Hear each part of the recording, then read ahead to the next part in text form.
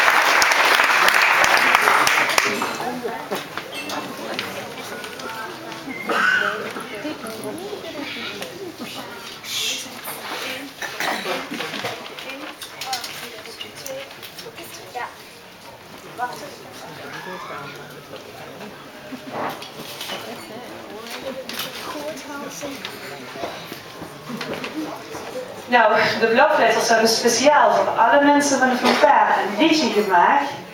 Dat willen ze graag voor u gaan zingen.